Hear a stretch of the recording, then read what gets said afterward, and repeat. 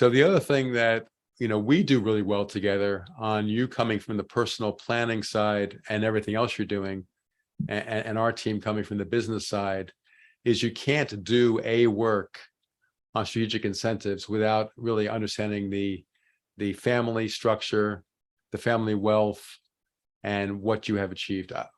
One of my clients coined the term personal endowment, which I love, which is, what's the amount of money I need to have in order to endow my family with enough money that they're okay for the rest of their lives.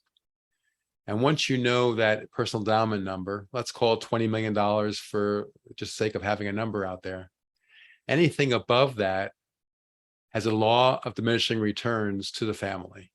Sure. And so, you often say you have three places you can leave your money. You can leave it with family, charity, the IRS. I say, why not a fourth one? Oh, I love that.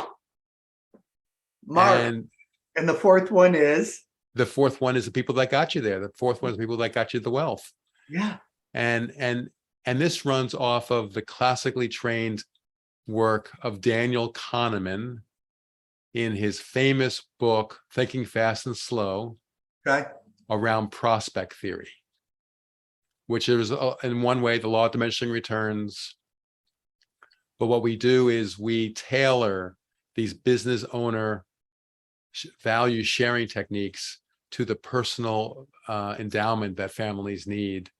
And that's why I work mostly with the upside, because that's the law of diminishing returns. Right. Once you know what you need,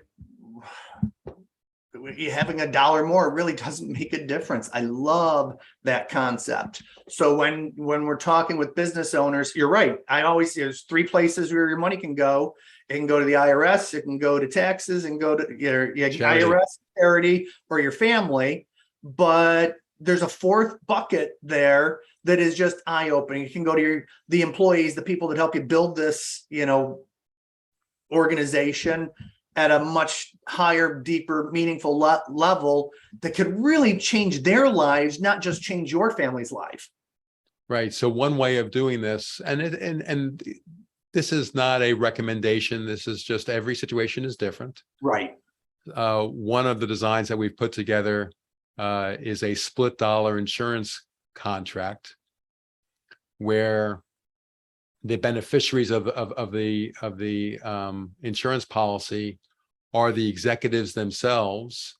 So if the patriarch passes away and there aren't the people inside the family to take it over, and the family doesn't want it, and the life insurance proceeds goes into a trust for the benefit of these executives. They use that as seed capital to then buy out the company.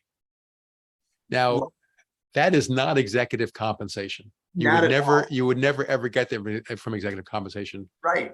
But when the patriarch says, you guys are being lined up to be able to buy out the company, and I'm doing that for you, that makes all sense in the world.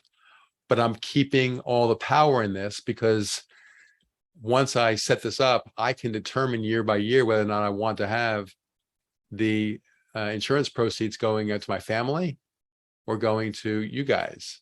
If it goes to you guys are going to pay the insurance premium value each year. I may bonus you up for that. But these are examples, where you just end up at a place that's different than what you expected. Yeah. We came into a engagement recently where a construction company in Washington, D.C. wanted help around executive compensation.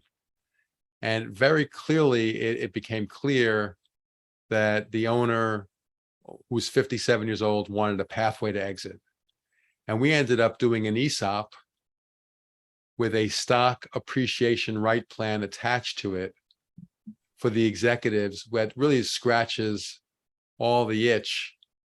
And you never would have gotten there, from a standpoint of just doing a competitive pure compensation study. Strategic incentives is so much broader. The arc is so much more important and so much more impactful to a business owner. And that was a situation where we brought in Dan Prisciata of Equity Strategies Group to do the ESOP, and the client could not be happier.